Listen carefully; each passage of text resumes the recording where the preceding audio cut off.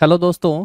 मैं संदीप लोयल आप सभी का पिनाकल कोचिंग सेंटर के इस ऑनलाइन प्लेटफॉर्म पे स्वागत करता हूं। आई होप आप सब बहुत अच्छे होंगे और अपने एग्जाम की बढ़िया तैयारी भी कर रहे होंगे। तो एक बार फिर से आप सभी के बीच पिनाकल पब्लिकेशन की 5000 टीसीएस एमसीक्यू बुक के वीडियो सॉल्यूशन के साथ और स्पेशली दिल्ली पुलिस एग्जाम के लिए ये बुक बनाई गई है। क्लास की शुरुआत कर लेते हैं। हम लोग स्टैटिक जीके अपनी पढ़ रहे थे और स्टैटिक जीके में हम लोगों ने जो है वर्ल्ड वाइड जीके पढ़ ली थी और इसके साथ साथ हम लोग जो है इंपॉर्टेंट घटनाक्रम पे भी ध्यान दे रहे थे। और आज हम लोग जो है यहाँ से संस्थापक और कुछ ऑर्गेनाइजेशन के बारे में भी पढ़ना स्टार्ट करेंगे। आज का हमारा पहला क्वेश्चन हो गया 1201 नंबर। 1200 तक हम लोग पहले क्लास को कर लिए थे। Agenda 21 is related to. Agenda 21 जो वो किससे संबंधित हैं? तो ये एजेंडा 21 पहला ऑप्शन है जलवायु परिवर्तन से, जनसंख्या विस्फोट का मुकाबला, सतत विकास या ओजोन परत की कमी। तो एजेंडा 21 जो है वो किससे संबंधित हो गया दोस्तों? इसको ध्यान रखना है भाई। ये सतत विकास से संबंधित हो गया है और ये हुआ कब था? तो 1900, ध्यान रखने वाला पॉइंट यही है, 1992 में रियो डी जेनेरिया में इसका आयोजन किया गया था। Rio de Janeiro. 21 जो 21 एजेंडे हो गए हैं, उस समय 1992 में 178 जो कंट्री थे इन्होंने इस एजेंडे को अपनाया था।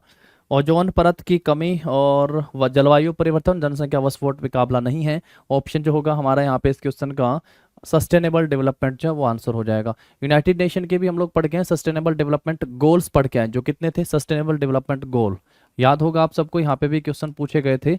सस्टेनेबल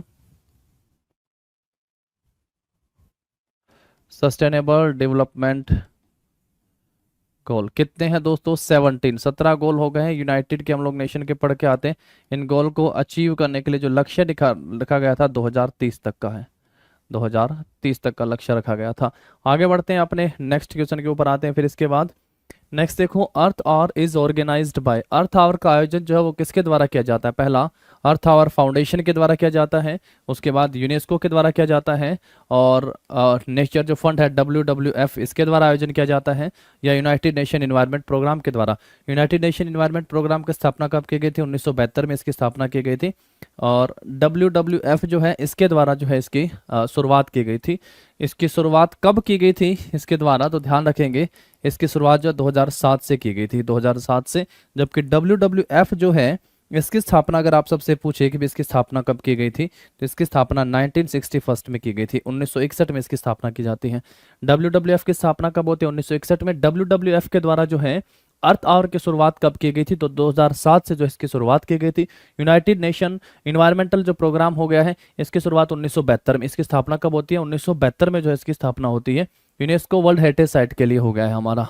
चलिए आगे बढ़ते हैं, फिर हम लोग इसके बाद नेक्स्ट क्वेश्चन के ऊपर आते हैं। नेक्स्ट देखिएगा, what is the Paris agreement related to. Paris समझौता किससे संबंधित है?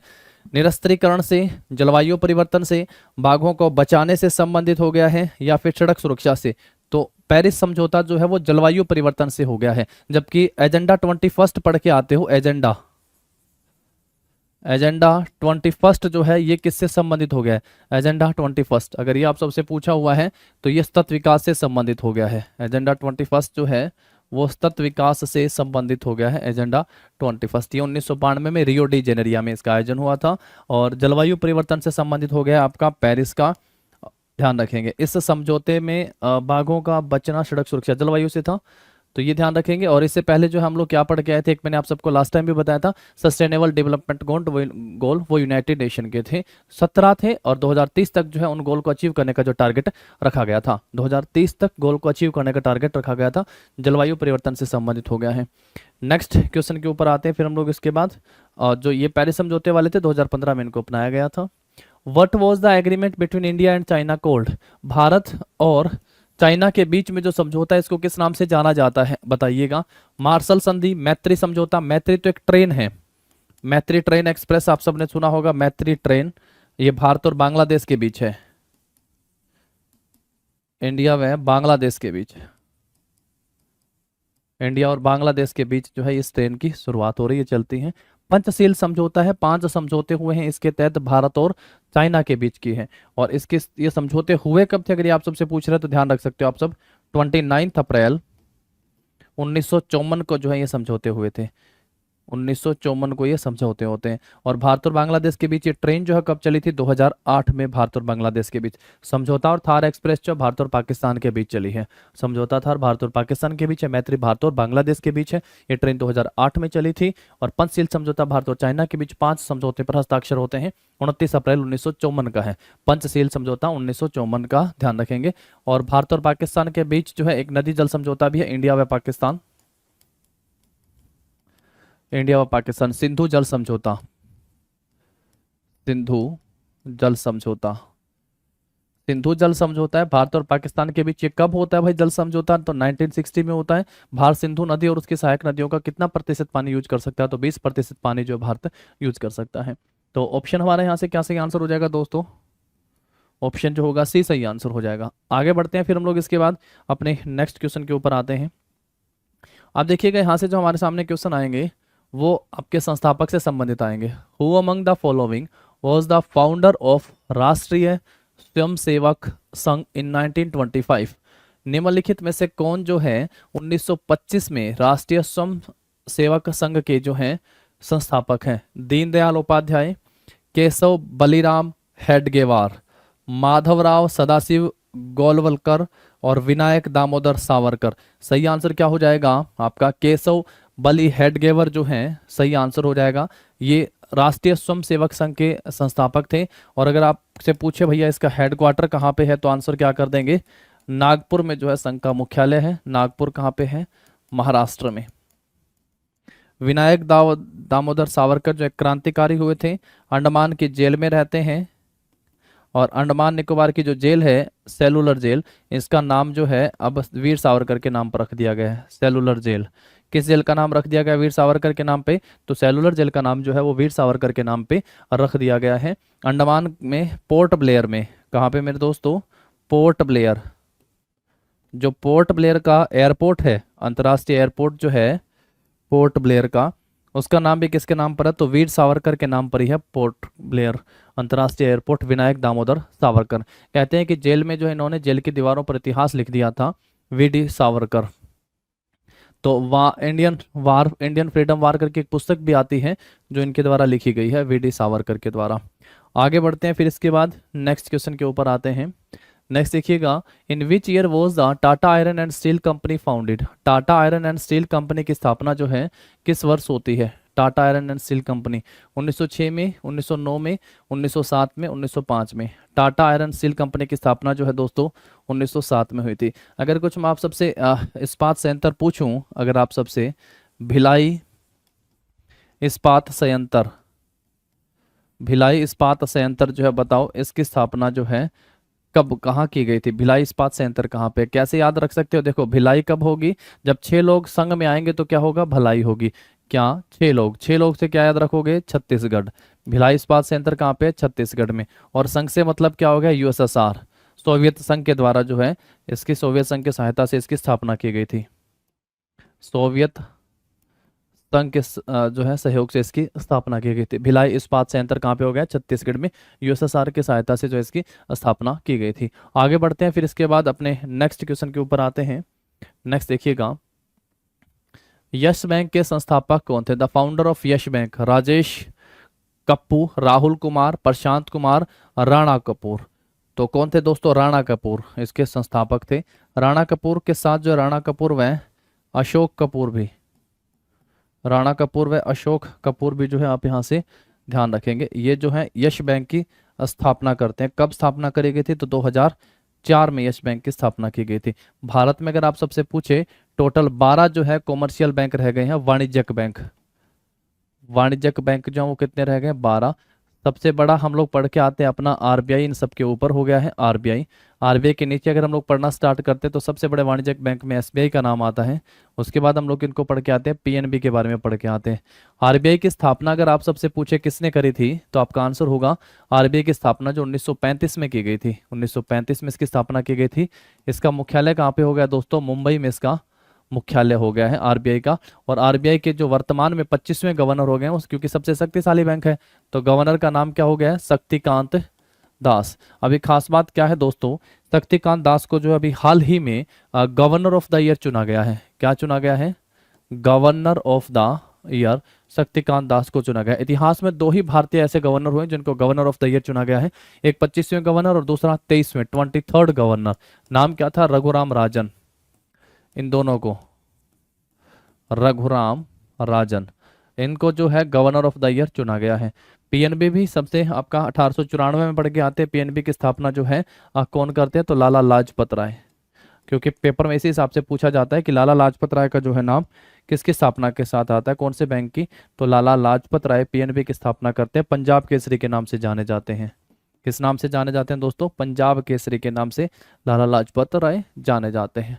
आगे बढ़ते हैं हम लोग इसके बाद। और जो एक होता है हमारा इंश्योरेंस वाला, तो आईआरडीए जो है insurance regulatory development authority, IRDA सबसे ऊपर होता है इंश्योरेंस वाले में। आईआरडीए आईआरडीए की जो है स्थापना कब की गई थी? तो सन 2000 में। देवाशीष पांडे जो हैं वो इसके प्रमुख थे।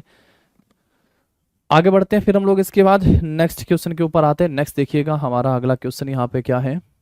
विच of the following year was the Bharatiya Janata party founded? Bharatiya Janata party की स्थापना जो निम्नलिखित में से किस वर्ष होती है? लाल कृष्ण आडवाणी और अटल बिहारी वाजपेयी का इंपॉर्टेंट रोल रहा इसमें। 1980 में जो है इसकी स्थापना होती है।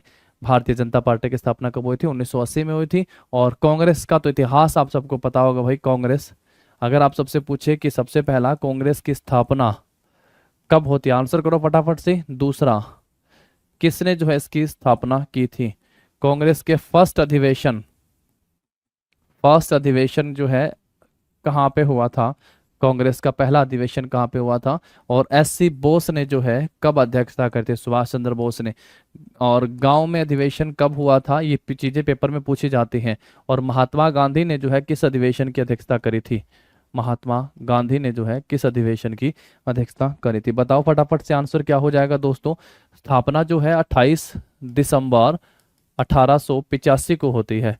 28 दिसंबर 1885 को किसने करी थी? तो एओ हयूम को जो है कांग्रेस की जनक कहा जाता है या संस्थापक भी कहा जाता है। कांग्रेस पार्टी ने खुद 1912 में जो है एओ हयूम को अपना जनक माना है। अधिवेशन जो है वो कहाँ पे होता है? पहला अधिवेशन कहाँ पे होता है दोस्तों? तो बंबई में पहले अधिवेशन का आयोजन किया जाता है। बंबई में होता है पहला अधिवेशन। और इस अधिवेशन के अध्यक्ष कौन थे? तो बंबई में अधिवेशन होता है पहला, WC बनर्जी ने इसमें भाग लिया था। 72 टोटल लोग थे बंबई में। उसके बाद कहाँ पे होता है? कलकत्ता में। कलकत्ता में कौन अध्यक्षता करते हैं? दादा भाई नौरोजी जो है कलकत्ता में अध्यक्षता करते हैं। उसके बाद कहाँ पे हुआ था? मद्रास में। मद्रास में कौन अध्यक्षता करते हैं? फर्स्ट मुस्लिम आते हैं। फर्स्ट मुस्लिम, नाम क्या था? बदरुद्दीन तैयब जी। फर्स्ट मुस्लिम आते हैं, बदरुद्दीन तैयब जी ने अध्यक्षता करी थी। उसके बाद इलाहाबाद, कहाँ पे हुआ था? इलाहाबाद में। इलाहाबाद में होता है। इलाहाबाद में अध्यक्षता कौन करते हैं? अंग्रेज जॉर्ज यूल।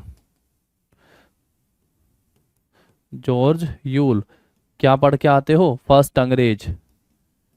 पहले कांग्रेस के अंग्रेज अध्यक्ष जो है वो कौन थे? जॉर्ज यूल थे। इलाहाबाद में जो है ये अध्यक्ष अधिवेशन होता है। ये 4 हो गए हैं। सबसे पहले 85 का हो गया है आपका। उसके बाद ये 86 का, 87 का, 88 का।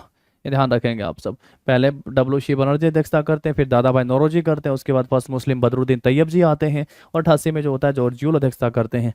उसके बाद देखो जरा यहाँ से, सुभाष चंद्र बोस ने कब अध्यक्षता करी थी? तो 1938 और 39 में सुभाष चंद्र बोस ने अध्यक्षता करी थी। 1 मई 1939 को सुभाष चंद्र बोस ने कांग्रेस से ही क्या करा था? फॉरवर्ड ब्लॉक का गठन करा था। फॉरवर्ड ब्लॉक का गठन करा था। फैजपुर में, गांव में होने वाला पहला अधिवेशन कौन सा था? फैजपुर में हुआ था यह अधिवेशन।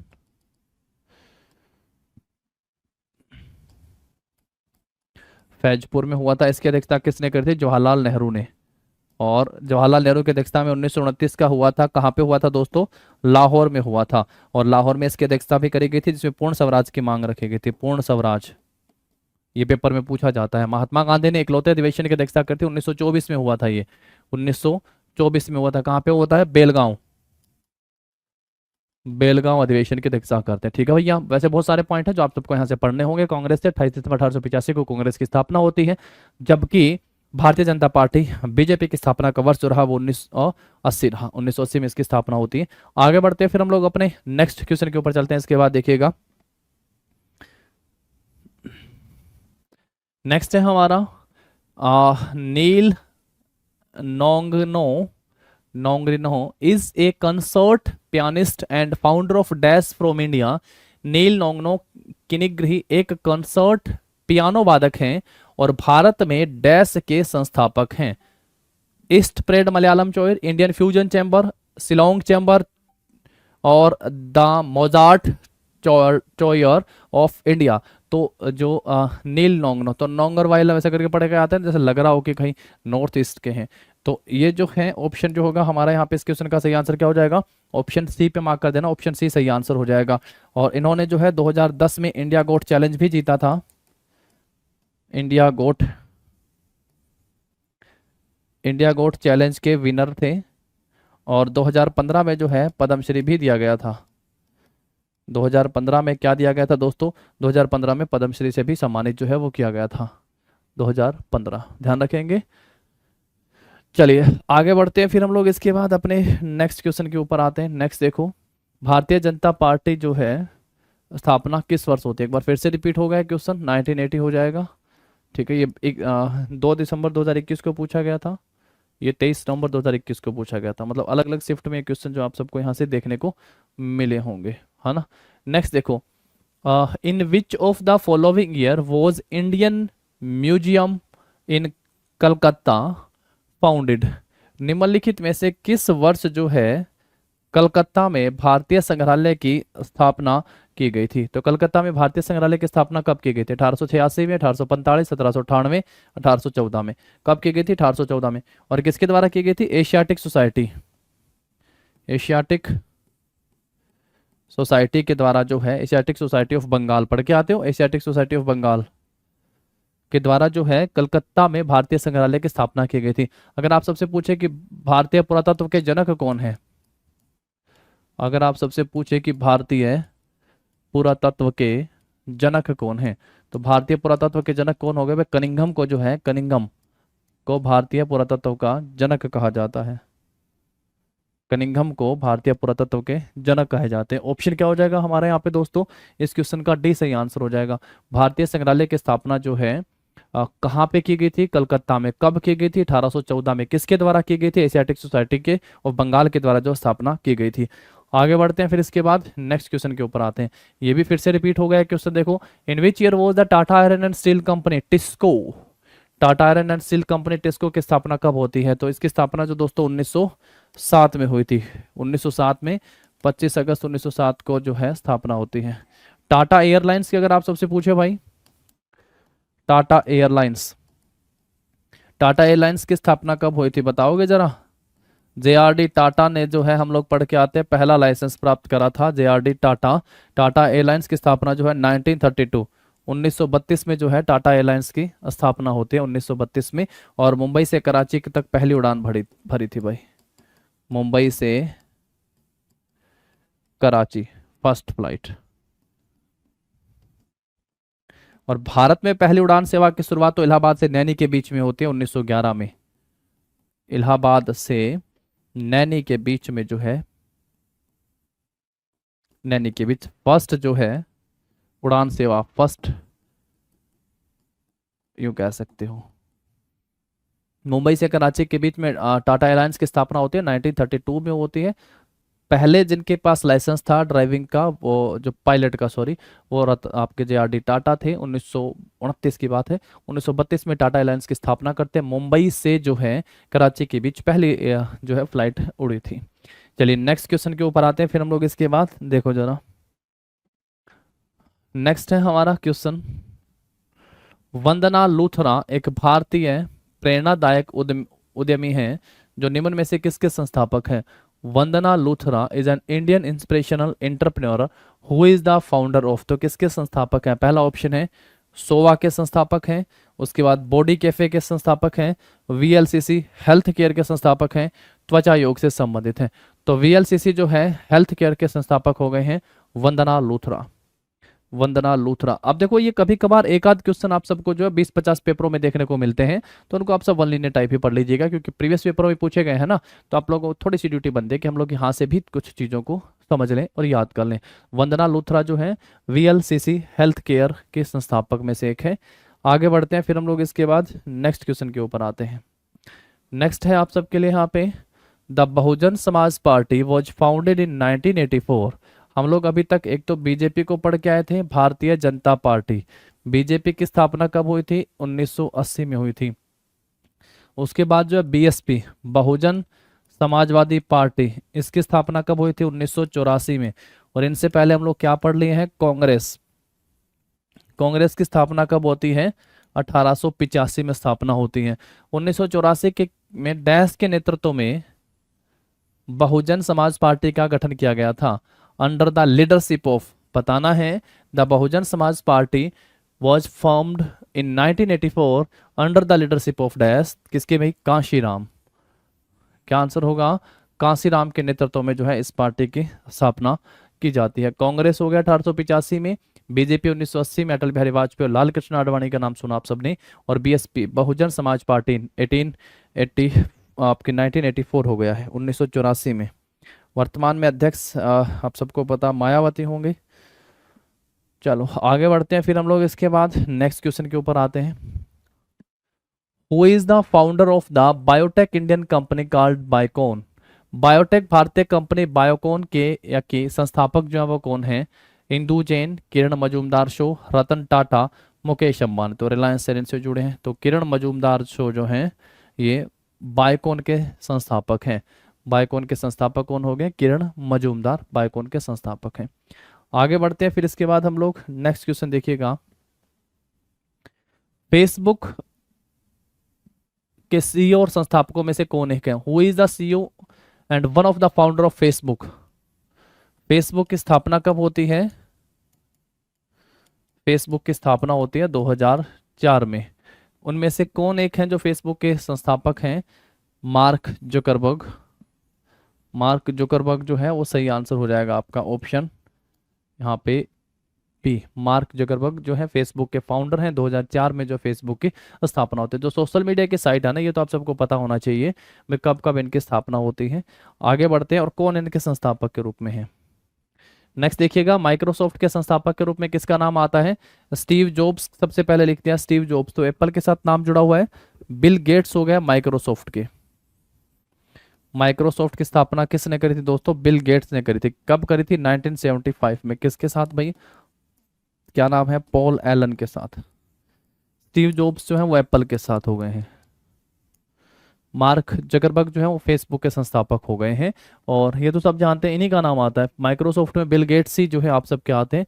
माइक्रोसॉफ्ट की स्थापना किसने करी थी? बिल गेट्स ने जो माइक्रोसॉफ्ट की स्थापना करी थी। नेक्स्ट पे आ जाओ फिर इसके बाद, इसरो के संस्थापक जो है वो कौन थे? इसरो, सतीश धवन अंतरिक्ष केंद्र हो गया, APJ Abdul Kalam missile man of India के नाम से जाने जाते हैं, अजय दीवान और विक्रम साराभाई। तो विक्रम साराभाई भारतीय अंतरिक्ष के जनक कहे जाते हैं, विक्रम साराभाई, है ना। और इसरो के बारे में हम लोग पढ़ के आते हैं भैया। मैंने कहा था आप सबसे कि भाई इन दोनों को जरूर पढ़ लीजिएगा। इसरो की स्थापना जो है वो कब की जाती है? तो 15 अगस्त 1969 को जो है इसरो की स्थापना की जाती है। और इसका हेडक्वार्टर कहाँ पे है? हेडक्वार्टर जो है आपका बेंगलुरु में हो गया है। हेडक्वार्टर जो है बेंगलुरु में हो गया है। डीआरडीओ, डीआरडीओ की स्थापना कब हुई थी? तो 1958 में जो है डीआरडीओ की स्थापना होती है। और डीआरडीओ की स्थापना हुई थी, इसका मुख्यालय फिर बताओ कहाँ पे है? तो दिल्ली में जो होगा इसका मुख्यालय होगा। भारतीय अंतरिक्ष के जनक के रूप में जो इनका नाम आता है विक्रम साराभाई। चलिए आगे बढ़ते हैं फिर हम लोग, इसके बाद नेक्स्ट क्वेश्चन के ऊपर आते हैं। तो उन्होंने जो अंतरिक्ष अनुसंधान की शुरुआत करी थी। नेक्स्ट देखिएगा, which of the following statement is are true about the communication development in India? Communication development in India के हिसाब से बताइएगा कि कौन सी स्टेटमेंट जो वो ट्रू है। निम्नलिखित में से कौन सा से कथन भारत में संचार विकास के बारे में सत्य है? भारत में टीवी सेवाएं स्वतंत्रता से पहले शुरू हुई थी, पहला, है ना। TV service began in India before independence. TV रंगीन television 1982। TV was delinked from All India Radio. TV को आकाशवाणी ऑल इंडिया रेडियो से अलग कर दिया गया था। हाँ, अलग तो कर दिया गया था। टीवी अलग है, दूरदर्शन अलग है, और एआईआर ऑल इंडिया रेडियो जो है वो अलग है। दूरदर्शन गोट ए सेपरेट आइडेंटिफिकेशन, बिल्कुल 1976 में, हाँ, दूरदर्शन को एक अलग पहचान मिली थी। तो बी ऑफ सी तो इसमें बिल्कुल सही है हमारे, है ना। लेकिन आज़ादी से पहले भारत में टीवी सेवाएं शुरू हो गई थी, नहीं। ऑप्शन क्या हो जाएगा हमारा यहाँ पे दोस्तों? बी और सी जो है वो सही हो जाएंगे। ऑप्शन कौन से ऑप्शन सही हो जाएंगे? बी और C, both B and C. Option क्या हो जाएगा हमारा यहाँ पे दोस्तों? इसका डी जो होगा वो सही आंसर हो जाएगा। ठीक है, चलिए आगे बढ़ते हैं, फिर हम लोग इसके बाद नेक्स्ट क्वेश्चन के ऊपर आते हैं। नेक्स्ट देखिएगा, इन 2012 for which of the following film did Pandit Birju Maharaj win the best choreography category national award. 2012 में पंडित बिरजू महाराज का नाम बहुत खास है भाई, मैंने आप सबको बताया था। अब मोहे रंग दो लाल को कोरियोग्राफ करा था इन्होंने, और ये सेम पेपर में क्वेश्चन पूछा था कि भाई मोहे दो रंग मोहे अरे यार मोहे रंग दो लाल को किसने कोरियोग्राफ करा था, तो पंडित बिरजू महाराज ने। तो को निम्नलिखित में से किस फिल्म के लिए जो है सर्वश्रेष्ठ कोरियोग्राफी श्रेणी में राष्ट्रीय पुरस्कार मिला था। नमन, विश्वरूपम, अंबोली और अरवान। तो किस मूवी के लिए जो है इनको दिया गया था, इनको दिया गया था विश्वरूपम के लिए, 2012 में विश्वरूपम के लिए। बाजीराव मस्तानी में मोहे रंग दो लाल है। उससे पहले तो हम लोग देवदास का भी पढ़ के आते हैं, श्रीदेवी के लिए जो है गाना था, उसको भी जो इन्होंने कोरियोग्राफ करने का काम करा था। पंडित बिरजू महाराज, अगर हम लोग इनको पढ़ के आए तो ये भी भारत के किस क्लासिकल डांस से जुड़े हुए हैं, तो कथक जो है क्लासिकल डांस से जुड़े हुए हैं, ये कथक क्लासिकल डांसर हैं, डांस से जुड़े हुए हैं। और कथक में किस घराने से हैं, तो लखनऊ बिंदादिन घराने से हैं, लखनऊ बिंदादिन घराने से जुड़े हुए हैं, लखनऊ बिंदादिन घराने से जुड़े हुए हैं, नाम पंडित बिरजू महाराज। आगे बढ़ते हैं, फिर हम लोग इसके बाद नेक्स्ट क्वेश्चन के ऊपर आते हैं। देखो जरा, Who among the following is best known for his play Yayati and Tughlaq. निम्नलिखित में से कौन अपने ययाति और तुगलक नामक नाटकों के लिए जो है प्रसिद्ध हैं। पहला ऑप्शन है विजू खोटे, श्री राम लागू, गिरीश कर्नाड, मोहम्मद जहूर खयाम। तो गिरीश कर्नाड जो हैं, गिरीश कर्नाड ययाति और तुगलक जैसे नाटक के लिए जो है जाने जाते हैं, प्रसिद्ध है उनके लिए। कि जैसे वो हम सबसे नहीं पूछता पंचतंत्र की कहानियां किसने लिखी थी, ऐसे तो मतलब फेमस से हम सबसे पूछा है, तो ये फेमस है काफी। ययाति और तुगलक नामक नाटक है और इनके लिए जाने जाते हैं कौन भाई, गिरीश कर्नाड। नाम सर्च कर सकते हैं, गिरीश कर्नाड। ठीक है, चलिए नेक्स्ट क्वेश्चन के ऊपर आते हैं, फिर हम लोग इसके बाद नेक्स्ट देखिएगा, The Disciple is an award winning film in dash by Chaitanya Tamhane. Chaitanya Tamhane द्वारा डैश में द डिसिपल एक पुरस्कार फिल्म विजेता। तो चैतन्य तम्हाने, तो किस में भाई, मराठी में, मराठी में द डिसिपल एक पुरस्कार विजेता, ये अब फिल्म हो गई है। तो मूवी का पूछा, चैतन्य तम्हाने द्वारा मराठी में द डिसिपल एक पुरस्कार विजेता फिल्म थी। चलिए आगे बढ़ते हैं, फिर इसके बाद नेक्स्ट देखिएगा। नेक्स्ट लिखता है, in the context of the tradition culture of Assam बहोना इज ए डैश। असम की पारंपरिक संस्कृति के संदर्भ में भोना जो है एक क्या है, पूर्वजों का त्योहार है, आपका संगीत वाद्य यंत्र है, कठपुतली का रूप है या थिएटर का फॉर्म है। तो भोना जो लिख दिया है आपका, ये थिएटर की फॉर्म हो गई है, एक ये थिएटर की फॉर्म हो गई असम में। या भोना से आप सब कंफ्यूज नहीं हो जाना है, एक बिहू गीत भी जो आता है यहाँ पे, बिहू गीत भी ध्यान रखोगे, ये भी असम का हो गया है बिहू। और यहाँ पे आपको बताया हुआ था अम्बुबाची, इसको भी जरूर ध्यान रख लेना है, अम्बुबाची। इसको ईस्ट का महाकुंभ कहा जाता है, ईस्ट का महाकुंभ कहा जाता है भाई। पूर्व का महाकुंभ किसे कहा जाता है, तो अम्बुबाची को। कहाँ पे लगता है ये कामख्या मंदिर में इसका आयोजन किया जाता है, कामख्या मंदिर। अब ये कामख्या मंदिर जो है ये कहाँ पे हो गया आपका, ये गुवाहाटी में हो गया है। कामख्या मंदिर कहाँ पे है, तो गुवाहाटी में कामख्या मंदिर में इसका आयोजन किया जाता है। चलिए आगे बढ़ते हैं, फिर हम लोग इसके बाद नेक्स्ट पे आते हैं। नेक्स्ट देखिएगा, यहाँ से अगला क्वेश्चन है हमारा, with which of the following regions is the theatre form named Dashavatar traditionally associated. निम्नलिखित में से किस क्षेत्र में पारंपरिक रूप से 10 अवतार नामक रंगमंच का संबंध है। 10 अवतार नामक रंगमंच का संबंध किससे, कलिंग से, कच्छ से, कोंकण से, थारो से। तो 10 अवतार का संबंध जो है वो कोंकण क्षेत्र से है, कोंकण क्षेत्र से। और ये कहाँ पे, गोवा में, कोंकण क्षेत्र से जो संबंधित हो गया 10 अवतार नामक रंगमंच का संबंध है। गोवा में हम लोग रंगमंच के अलग अलग रूप में आप सबको बता के आए हूँ। गोवा में बताओगे जरा कौन से हैं, घर होगा धन होगा तो कहाँ घर लोगे, गोवा में। और किसको लेके जाओगे साथ में, पूरे कुणबे को लेके जाएंगे, कुणबी नृत्य। उसके बाद क्या होगा, फिर फुगड़ी त्योहार मनाओगे, फुगड़ी। फिर क्या होगा यहाँ पे, आप सबका सबकी तरंगे मिलेंगी, तरंगा मेल, ये भी ध्यान रखोगे, तरंगा मेल। और उसके बाद क्या होगा आपका बीच कोली विवाद, तो कोली। ये जो है आपके किससे संबंधित हो गए हैं, गोवा के कुछ रंगमंच के रूप जो है वो आप सबके लिए यहाँ पे आप सब इनको ध्यान रख सकते हैं। चलिए नेक्स्ट देखिएगा, which of the following state has been permanent host of the international film festival since 2004? निम्नलिखित में से कौन सा राज्य 2004 से अंतर्राष्ट्रीय फिल्म महोत्सव का स्थायी मेजबान रहा है? केरल, गुजरात, महाराष्ट्र या गोवा? तो कौन सा रहा है भैया? गोवा 2004 से अंतर्राष्ट्रीय फिल्म महोत्सव का जो है अस्थायी मेजबान रहा है, ध्यान रखेंगे। और शुरुआत जो है वो कब से? 1987 पढ़ के आते हो। चलिए फिर आज हम लोगों ने जो है अपने इस क्लास में यहां तक के क्वेश्चनों को कर लिया है, ठीक है। केरल, गुजरात जो है आप सबको पता महाराष्ट्र से अलग होकर एक राज्य के रूप में अस्तित्व में आता है 1 मई 1960 को। 1 मई 1960 को जो अलग राज्य के रूप में अस्तित्व में आ जाता है। और गोवा जो है 1961 में तो पुर्तगालियों से अलग होता है, पुर्तगालियों से अलग होकर इसका भारत में विलय हो जाता है, आप यूं कह सकते हैं भारत में विलय होता है 19 दिसंबर को। और जो है 20 फरवरी 1987 को जो है 20 फरवरी 1987 को ये एक नए मतलब पूर्ण राज्य का दर्जा जो इसे दिया जाता है, पूर्ण राज्य बनता है। तो आपको पता है भारत का ऐसा कौन सा राज्य है जो 2 साल में 2 बार जो है अपना स्वतंत्रता दिवस मनाता है? एक 19 दिसंबर को और एक 15 अगस्त को। उस राज्य का नाम क्या है? गोवा है। क्या नाम है दोस्तों उस राज्य का? गोवा नाम है, ध्यान रख सकते हो आप लोग। 2 बार जो है साल में अपना स्वतंत्रता दिवस मनाता है। ऑप्शन डी क्या हो जाएगा हमारा यहाँ पे इस क्वेश्चन का सही आंसर हो जाएगा। तो हम लोगों ने यहाँ पे क्वेश्चन से अपनी क्लास को शुरू कर रहे हैं। Who among the following hosted TV shows आपकी कचहरी? आपकी अदालत नहीं है, आपकी कचहरी से क्वेश्चन आप सबसे पूछा। टीवी शो आपकी कचहरी को निम्नलिखित में से किसने संचालित और होस्ट किया है?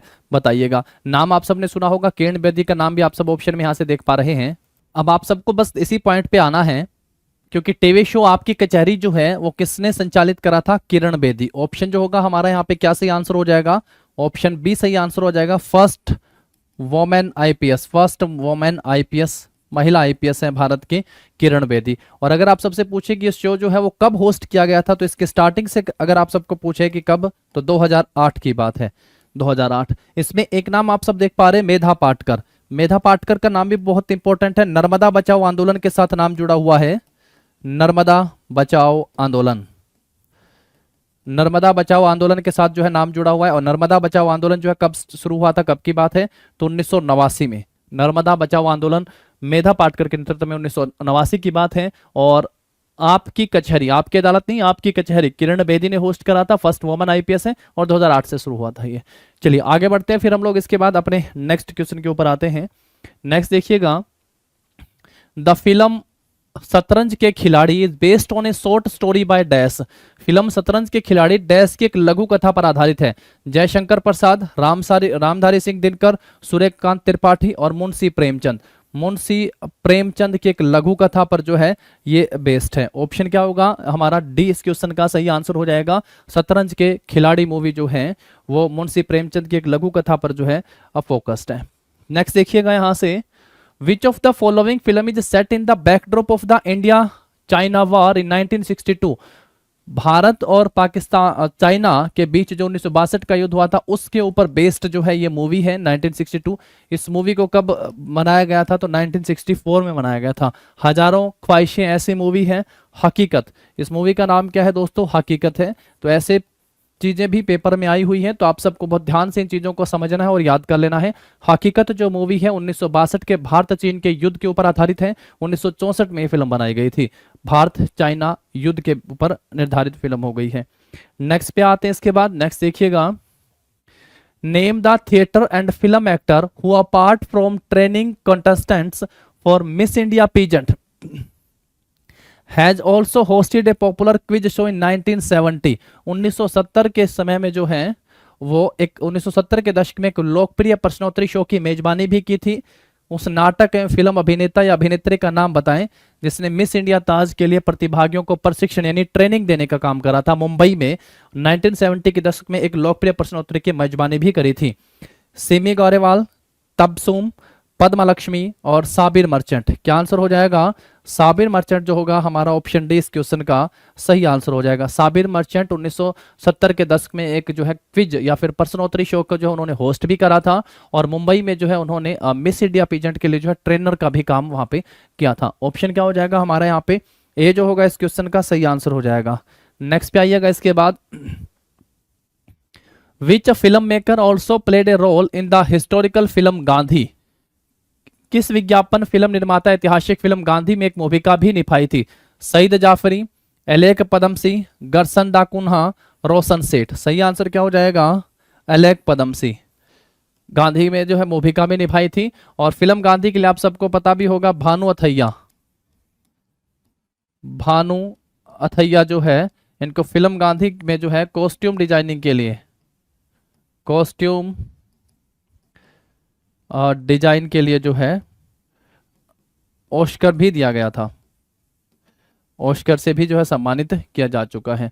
आगे बढ़ते हैं, फिर हम लोग नेक्स्ट क्वेश्चन के ऊपर आते हैं। यहाँ पे हमारा ऑप्शन बी जो होगा इस क्वेश्चन का सही आंसर हो जाएगा।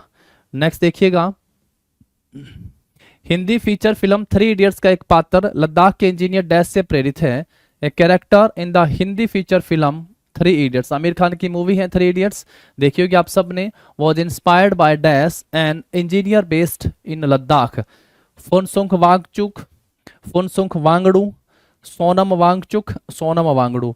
तो ये तो नहीं है दोनों, अब फुनसुक है या फुनसुक वांगचुक है, तो किसके ऊपर आधारित है ये पूछा गया। आप सबसे बताओ जरा क्या सही आंसर हो जाएगा, किसके ऊपर आधारित है ये फिल्म जो आप सबकी पूछी गई है।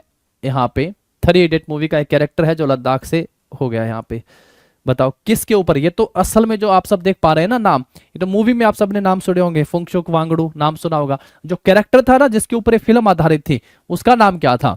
आप सब देखते हैं कि ये दोनों नाम तो नहीं थे, लेकिन जो कैरेक्टर बेस्ड था वो सोनम वांगचुक का था। सोनम वांगचुक के कैरेक्टर के ऊपर बेस्ड जो है ये लद्दाख के एक इंजीनियर सोनम वांगचुक से प्रेरित मूवी थी, सोनम वांगचुक से। ये तो मूवी के कैरेक्टर में हम लोग जो है इनके नाम पढ़ते हैं, है ना, थ्री इडियट्स में। चलिए नेक्स्ट क्वेश्चन के ऊपर आते हैं। फिर इसके बाद, उड़ता पंजाब एक ऐसी फिल्म थी जिसका विषय क्या था? उड़ता Punjab was a film that dealt with, क्योंकि नशे को लेकर बनाई गई मूवी थी, नशा बहुत था पंजाब में, उसी को लेकर ही जो एक मूवी बनाई गई थी उड़ता पंजाब। तो ये नशीली दवा का खतरा यानी मेनांस ऑफ ड्रग्स से संबंधित जो है एक मूवी थी। तो ऑप्शन क्या हो जाएगा हमारा यहाँ पे इस क्वेश्चन का? सी जो होगा वो सही आंसर हो जाएगा। उड़ता पंजाब जो है मूवी नशीली दवा के खतरे या फिर आप यूं कह सकते हैं ड्रग्स के लेकर, नशे को लेकर जो है एक मूवी, यानी इस थीम के ऊपर बेस्ड ये मूवी थी उड़ता पंजाब। आगे बढ़ते हैं, फिर इसके बाद हम लोग नेक्स्ट देखिएगा। नेक्स्ट है पाथेर पंचाली फिल्म जो है वो किसने बनाई थी? Who made the film Pather Panchali? Pather Panchali movie किसने बनाई थी? सत्यजीत रे, विभूति भूषण बंदोपाध्याय, धनंजय बोस, तारा बनर्जी। तो ये मूवी किसने बनाई थी दोस्तों? सत्यजीत रे ने जो है पाथेर पंचाली मूवी बनाई थी। सत्यजीत रे ने पाथेर पंचाली मूवी बनाई थी। एक भांड पाथेर भी होते हैं और ये जम्मू कश्मीर से संबंधित है, जम्मू कश्मीर के भांडों से प्रेरित है, तो भांड पाथेर भी, तो वो अलग है, उसको भी ध्यान रख लेना। या पाथेर पंचाली आप सबसे पूछा हुआ है। नेक्स्ट देखिएगा, ध्वनि के साथ पहली भारतीय फिल्म कौन सी थी? First Indian film with sound was Raja Harishchandra, Alam Ara, Madras Talkies, Bhoole Bisre गीत। तो पहली बोलती फिल्म तो आलम आरा थी। पहली बोलती फिल्म कौन सी थी दोस्तों? आलम आरा। राजा हरिश्चंद्र फिल्म को निर्देशित करने का काम जो वो किसने करा था? लंबाई के साथ बनाई गई पहली फिल्म थी जो दादा साहब फाल्के ने बनाई थी, दादा साहब फाल्के के द्वारा बनाई गई थी। समय था 1913 का, 1913 में। और दादा साहब फाल्के पुरस्कार पढ़ के आते हैं, सिनेमा का सबसे बड़ा पुरस्कार है, सिनेमा का सबसे बड़ा पुरस्कार, सिनेमा का सबसे बड़ा पुरस्कार है। फर्स्ट वन जो है ये पुरस्कार किसे दिया गया था? तो देविका रानी को ये पुरस्कार दिया गया था। देविका रानी को भारत के राष्ट्रपति देते हैं ये पुरस्कार। और अभी लास्ट टाइम जो ये पुरस्कार किसे दिया गया था? आशा पारेख को ये पुरस्कार दिया गया था। आशा पारेख, रजनीकांत को ये पुरस्कार दिया गया। बहुत बड़े बड़े नाम आप सब जानते होंगे, रजनीकांत को दिया गया। अमिताभ बच्चन को ये पुरस्कार दिया गया, अमिताभ बच्चन को। विनोद खन्ना को यह पुरस्कार दिया गया,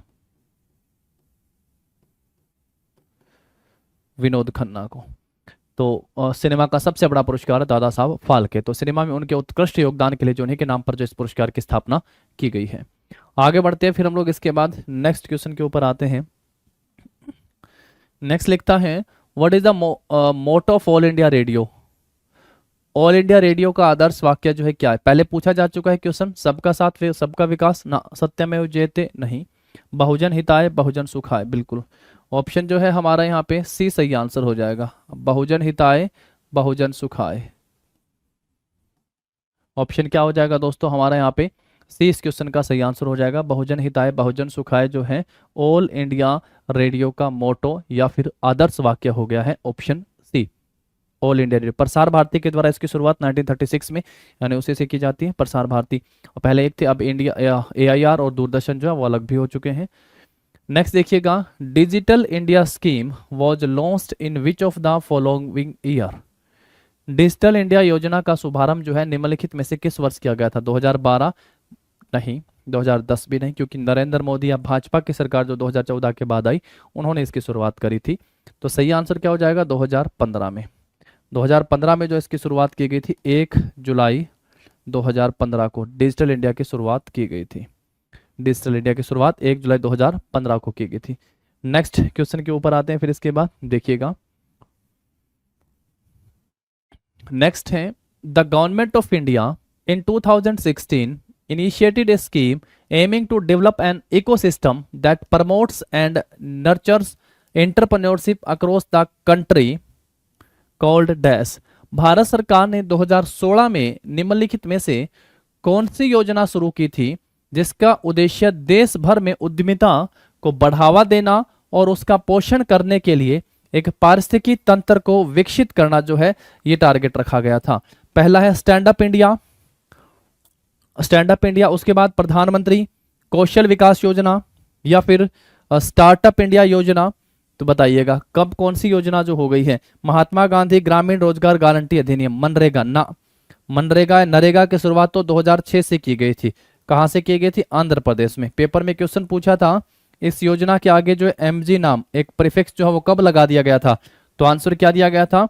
2009 में जो है लगा दिया गया था। कब लगा दिया गया था? 2009 में एक प्रीफिक्स लगा दिया गया था। उसके बाद लिखता हमारे लिए स्टैंड अप इंडिया और प्रधानमंत्री कौशल। स्टार्टअप इंडिया जो लिखा हुआ है आप सबके लिए यहाँ पे ऑप्शन सी हमारा इस क्वेश्चन का सही आंसर हो जाएगा, स्टार्टअप इंडिया। तो देश भर में उद्यमिता को बढ़ावा देने और उसके पोषण के पारिस्थितिकी तंत्र का विकसित करने के लिए जो है किस योजना की शुरुआत की गई थी? तो स्टार्टअप इंडिया जो है इसकी शुरुआत की गई थी। और जो स्टैंड अप इंडिया लिखा हुआ है यहाँ पे स्टैंड अप इंडिया, इस योजना की शुरुआत जो कब की गई थी? तो 5 अप्रैल 2016 को जो है स्टैंड अप इंडिया की शुरुआत भी की गई थी। आगे बढ़ते हैं फिर हम लोग इसके बाद अपने नेक्स्ट क्वेश्चन के ऊपर आते हैं। देखिएगा नेक्स्ट है हमारा, भारत की केंद्र सरकार के द्वारा 14 नवंबर 2004 को शुरू किए गए NFWP का जो है पूर्ण रूप क्या है? What is the full form of NFWP launched by central government of India on 14 November 2004। 14 नवंबर को शुरू किया गया था। पहला है national forest for wild life protection हो गया है। दूसरा है national food for work programme, national food for work programme, national food and wheat processing और national federation for work and progress. तो क्या हो जाएगा भैया सही answer? National food for work programme, national food for work programme जो है सही आंसर हो जाएगा। 2004 में जो है इसको शुरू किया गया था, ध्यान रखेंगे। और बाद में जो है इसको फिर national food for work programme जो है इसको नरेगा के अंदर ही ऐड कर दिया गया था। 2006 में जब नरेगा आई थी तो उसी में ही, जिसमें साल में 100 दिन के काम की गारंटी। तो काम का अधिकार कानूनी अधिकार। चलिए नेक्स्ट क्वेश्चन पे आते हैं फिर इसके बाद। देखो जरा अगला क्वेश्चन क्या हो गया है हमारा यहाँ पे। इसका आंसर तो अगर आप सब थोड़ा सा कॉमन सेंस इस्तेमाल करेंगे तो भी कर पाएंगे, क्योंकि आपके रूटीन वर्क से रिलेटेड भी हो गया है। The central sector scheme of national overseas scholarship is not, लिखता है ना not, to facilitate the low income student belongings to dash. राष्ट्रीय ओवरसीज छात्रवृत्ति नेशनल ओवरसीज स्कॉलरशिप की केंद्रीय क्षेत्र योजना निम्नलिखित में से किस वर्ग से संबंधित निम्न आय वाले छात्रों की सहायता के लिए नहीं है? तो निम्नलिखित में से किसके लिए जो है नहीं है पूछा है। पहला है सेमी नोमैडिक ट्राइब्स, अर्ध खानाबदोश जनजाति, schedule tribe SC, general category सामान्य वर्ग, और परंपरागत कारीगर। तो नहीं है करके पूछा है, तो सामान्य वर्ग के लिए जो है ये छात्रवृत्ति योजना नहीं है। तो सिंपल सा आंसर मैंने कहा था ना, आप सब अपने कॉमन सेंस से भी इसका आंसर कर सकते थे। चलिए नेक्स्ट क्वेश्चन के ऊपर आते हैं। फिर इसके बाद देखो अगला question, dash was restructured into the स्वच्छ भारत मिशन ग्रामीण and was launched on 2 अक्टूबर 2014। 2 अक्टूबर 2014 को लॉन्च किया गया था, जो उसको रिकंस्ट्रक्शन किया गया था स्वच्छ भारत मिशन में, to ensure cleanliness in India and to make it open defecation free, ODF free in 5 year. अगले 5 साल में खुले में शौच मुक्त बनाने का लक्ष्य निर्धारित किया गया था। डैश को स्वच्छ भारत मिशन में पुनर्गठित किया गया था और भारत में स्वच्छता सुनिश्चित करने और इसे 5 वर्षों के दौरान ओपन डिफेक्शन बनाने के लिए 2 अक्टूबर 2014 को जो है इसको शुरू किया गया था। पहला टोटल सैनिटेशन कैंपेन TSC, एक कदम स्वच्छता की ओर, केंद्रीय ग्रामीण स्वच्छता कार्यक्रम और निर्मल भारत अभियान। तो कौन सा शुरू किया गया था दोस्तों? तो निर्मल भारत अभियान जो है इसकी शुरुआत की गई थी, निर्मल भारत अभियान। केंद्रीय ग्रामीण स्वच्छता कार्यक्रम जो अगर ये आप सबसे पूछे तो इसकी शुरुआत जो है कब की गई थी? 1986 में जो इसकी शुरुआत की गई थी ग्रामीण की। और जो निर्मल अभियान जो है लिखता है ना, भारत मिशन में पुनर्गठित कर दिया गया। तो निर्मल भारत अभियान जो है ये 2012 में शुरू लॉन्च किया गया था, 2012 में जो है इसको लॉन्च किया गया था। और जब आपका स्वच्छ भारत मिशन और ये स्कीम आई थी तो उसी के साथ जो इसको रिकंस्ट्रक्शन कर दिया गया था, रिकंस्ट्रक्टेड कर दिया गया था। तो निर्मल भारत अभियान है हमारा ऑप्शन जो होगा यहाँ पे इस क्वेश्चन का डी सही आंसर हो जाएगा। निर्मल भारत अभियान 2012 में लॉन्च हुआ था। केंद्रीय ग्रामीण स्वच्छता कार्यक्रम की शुरुआत 1986 से हो गई थी। ठीक है, चलिए आगे बढ़ते हैं। फिर हम लोग इसके बाद अपने नेक्स्ट क्वेश्चन के ऊपर आते हैं। देखो, what is the full form of SACS की फुल फॉर्म बतानी। That implements the national AIDS control organisation programme at state level in India.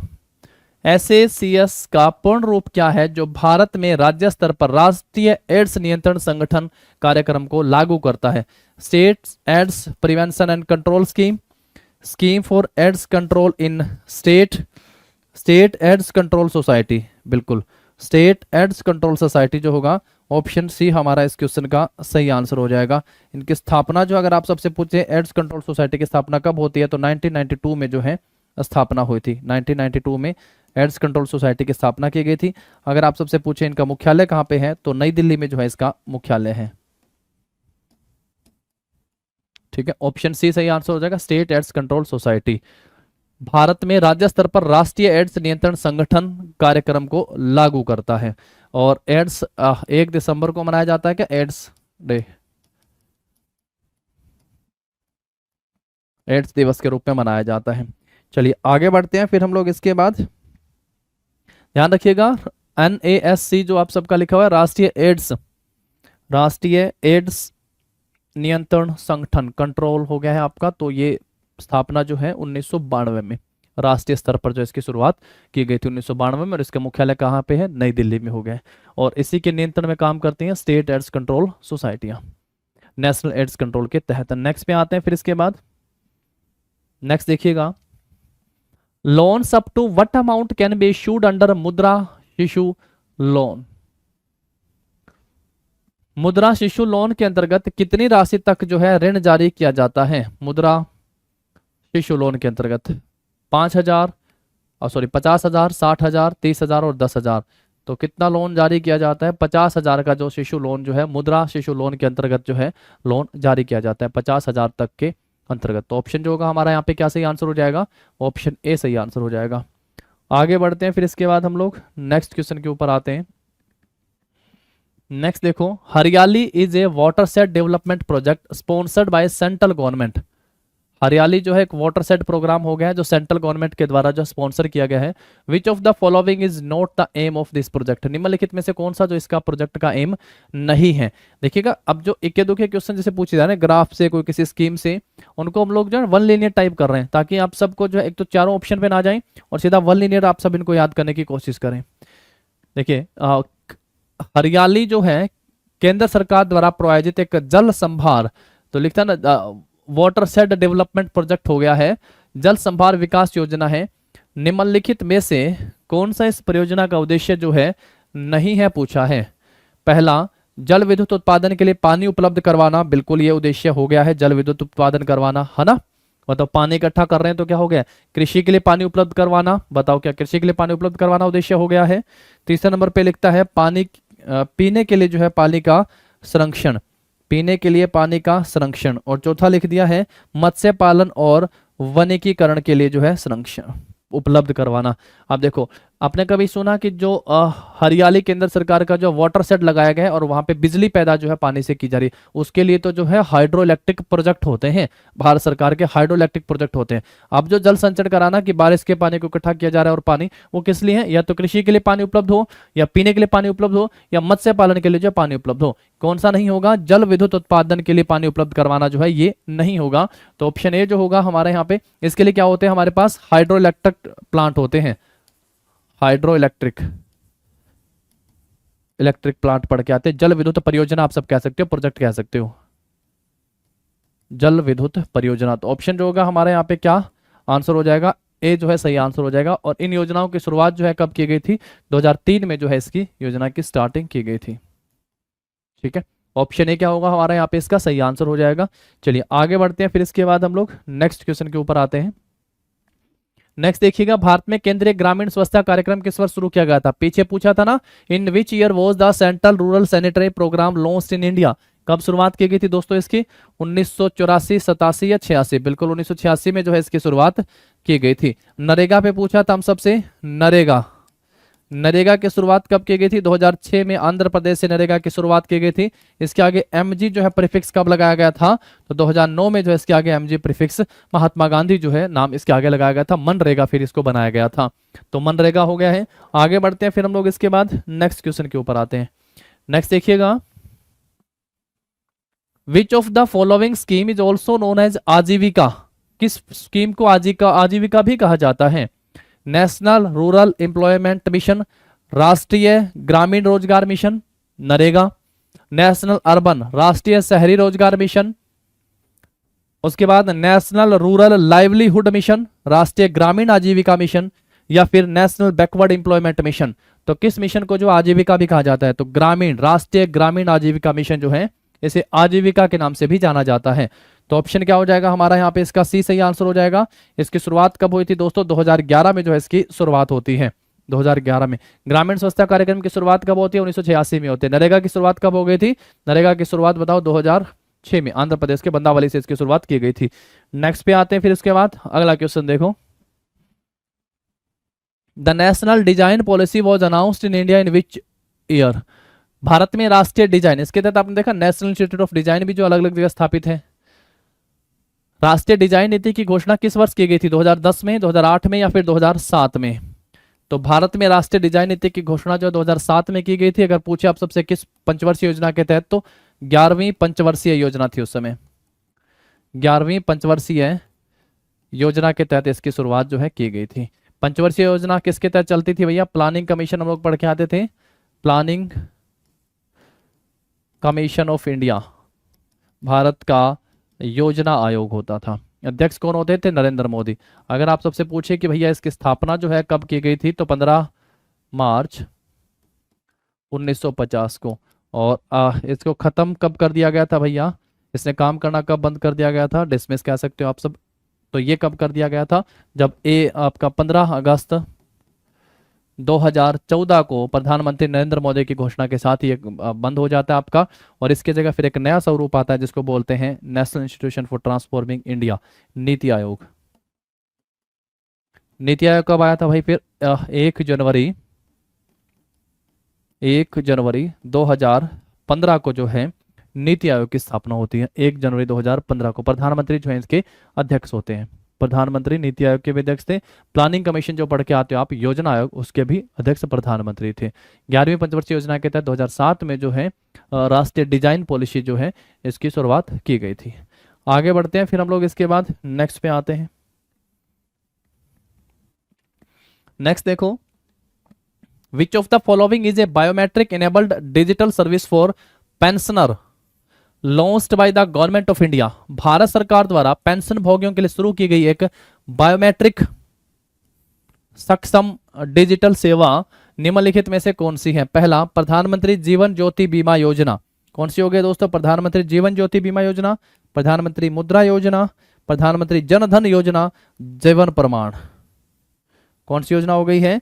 जो कि पेंशन भोगियों के लिए शुरू की गई एक बायोमेट्रिक सक्षम डिजिटल सेवा हो गई है, इसका नाम है जीवन प्रमाण। क्या हो गया भाई? जीवन प्रमाण है। इसको लॉन्च कब किया गया था? 2014 में इसको लॉन्च किया गया था। जीवन प्रमाण ध्यान रखेंगे, ठीक है। पेंशन भोगियों के लिए हो गई थी जीवन प्रमाण। आप समझ सकते हैं, जीवन का प्रमाण दो, पेंशन भोगियों के लिए इस योजना शुरू कर दी गई थी। कई बार होता है ना कि किसी की डेथ हो चुकी है और उसके बाद भी पेंशन जारी रहती है, जीवन प्रमाण ऐसे याद रख सकते हो आप लोग कि पेंशन भोगियों के लिए जीवन प्रमाण। In which year did the ministry of labour and employment formulate the national policy for skill development? कौशल विकास के लिए श्रम और रोजगार मंत्रालय ने कौशल विकास के लिए पहली राष्ट्रीय नीति जो है किस वर्ष तैयार की थी? तो पहली राष्ट्रीय नीति किस वर्ष तैयार की थी? 2015, 2005, 2009 और 2001। तो पहली राष्ट्रीय नीति कब तैयार की थी दोस्तों? 2009 में तैयार की थी। अगर आप सबसे पूछा जाए India's first skill university, India's first skill university, Bharat की पहली जो है स्किल यूनिवर्सिटी कौन सी है? इंडियाज फर्स्ट स्किल यूनिवर्सिटी जो है वो कौन सी है? तो क्या आंसर करेंगे? Shri Vishwakarma, Shri Vishwakarma skill university. Shri Vishwakarma skill university जो है भारत का पहला कौशल विश्वविद्यालय है। ये कहाँ पे है भाई? हरियाणा में है, पलवल। कौशल विश्वविद्यालय भारत का पहला जो है कौशल विश्वविद्यालय हरियाणा के पलवल के धुधोला में है। Skill India's first skill university जो आप यहाँ से ध्यान रखोगे, ठीक है। चलिए आगे बढ़ते हैं, फिर हम लोग इसके बाद अपने नेक्स्ट क्वेश्चन के ऊपर आते हैं। नेक्स्ट देखिएगा, what is the amount of annual health cover available to a family? Amount of annual health care available to a family under the Ayushman Bharat scheme. कौन सी स्कीम है भाई? Ayushman Bharat scheme of the government of India. Bharat सरकार की आयुष्मान भारत योजना के तहत, भारत सरकार की आयुष्मान भारत योजना के तहत एक परिवार को मिलने वाला वार्षिक स्वास्थ्य कवर जो है वो कितना होगा? बताओ फिर। आयुष्मान भारत योजना जो है ये कब शुरू की गई थी? इस योजना की शुरुआत कब होती है? 2018 में। 2018 में इसकी शुरुआत होती है। और एक परिवार को कितना स्वास्थ्य लाभ का कवर दिया जाता है यहाँ पे? 5 लाख। ऑप्शन क्या हो जाएगा हमारा यहाँ पे? इसका ए जो होगा वो सही आंसर हो जाएगा। कितना? 5 लाख रुपए जो है बीमा कवर स्वास्थ्य लाभ जो वो दिया जाता है आयुष्मान भारत योजना के तहत। इस योजना की शुरुआत जो है 2018 में की गई थी। 5 लाख का आप सब यहाँ से डाटा ध्यान रखेंगे। चलिए आगे बढ़ते हैं, फिर हम लोग इसके बाद नेक्स्ट क्वेश्चन के ऊपर आते हैं। In which of the following years was the national jute policy formulated? Its objective was to increase productivity, improve quality, ensure good price to jute farmers and enhance the yield per hectare. Hindi में देखिएगा, निम्नलिखित में से किस वर्ष में राष्ट्रीय jute नीति का सूत्रीकरण किया गया था? इसका उद्देश्य उत्पादकता में वृद्धि, गुणवत्ता में सुधार और जूट किसानों को अच्छी कीमत सुनिश्चित करना और प्रति हेक्टेयर उपज में वृद्धि करना जो है इसका उद्देश्य था। 2000 में, 2005, 1998 और 2014। तो देखिएगा, सबसे पहले आपको पता है जूट का अनुसंधान केंद्र कहाँ पे है? जूट अनुसंधान केंद्र, जूट अनुसंधान केंद्र। देखिए इससे एक चीज ध्यान रखिएगा, जुटे थे जब मंगल पांडे को फांसी दी गई थी। तो एक तो ध्यान रखोगे, 2 बातें याद होगी। जुटे थे मतलब क्या होगा? जूट अनुसंधान केंद्र। और दूसरा, मंगल पांडे को फांसी दी गई थी। तो मंगल पांडे को फांसी कहाँ पे दी गई थी? बैरकपुर में। तो अगर आप सबसे पूछे कि जूट अनुसंधान केंद्र कहाँ पे है, तो बैरकपुर में है। अब ये बैरकपुर कहाँ पे है, तो वेस्ट बंगाल में। वेस्ट बंगाल में जूट अनुसंधान केंद्र हो गया है बैरकपुर में। आलू अनुसंधान केंद्र पूछेगा तो कहाँ पे है, आलू आलू अनुसंधान केंद्र है शिमला में। आलू अनुसंधान केंद्र कहाँ पे हो गया है, शिमला में। कपास का अगर आप सबसे पूछेगा तो कपास का कहाँ पे है, ये हो गया है नागपुर महाराष्ट्र में। कपास का कहाँ पे है दोस्तों, नागपुर महाराष्ट्र में हो गया है। और जूट किसानों को अच्छी सुनिश्चित रखने के लिए राष्ट्रीय जूट नीति जो है ये कब आई थी भाई, राष्ट्रीय जूट नीति 2005 में। राष्ट्रीय जूट नीति 2005 में। और डिजाइन वाली पढ़ के आते हो, अब जरा कमेंट करके बताना है डिजाइन की जो पॉलिसी आई थी वो कब आई थी, कौन सी पंचवर्षीय योजना में जो है डिजाइन के लिए पॉलिसी आई थी और कब आई थी। ठीक है, चलिए ये हो गए हैं हमारे भाई आज के 25 क्वेश्चन। 1250 तक हम लोग पढ़ लिए हैं। अब आप सबको जो है पीछे का सभी क्वेश्चनों को रिवाइज करना है, क्योंकि हम लोग स्टैटिक जीके को लगभग कंप्लीट ही करने वाले हैं। अब जो क्वेश्चन बचे हैं मिसलेनियस टाइप हमारे क्वेश्चन बच गए हैं, जिनमें विविध में हम लोग देखेंगे बहुत कम कम टॉपिक से और यहाँ से बहुत कम क्वेश्चन जो आप सबसे अब पूछे गए हैं। तो धीरे धीरे करके हम लोग जो उन सभी क्वेश्चनों को यहाँ से कवर भी कर लेंगे। अब आप सबका भी टास्क है कि आप सब भी जो है अपने बुक में से, आई होप आप सबके पास पिनाकल पब्लिकेशन की 6500 और 5000 TCS दोनों बुक्स होंगी, क्योंकि जो MCQ वाली बुक है दिल्ली पुलिस एग्जाम की अगर आप स्पेशल तैयारी कर रहे हैं तो इस बुक में जो है दिल्ली पुलिस एग्जाम में प्रीवियस जितने भी क्वेश्चन पूछे गए हैं वो आप सबके इसमें इंक्लूड किए गए, क्योंकि दिल्ली पुलिस के एग्जाम में जो है 50 क्वेश्चन जो वो GS से स्पेशल आप सबसे पूछे जाने हैं। तो आप सब जो है बुक में से इसको रिवाइज कीजिएगा, अपने MCQ लगाइएगा, और बुक में जो है आपको चैप्टर वाइज MCQ दिए गए हैं। चलिए मिलते हैं नेक्स्ट क्लास में, तब तक के लिए all the very best, thank you.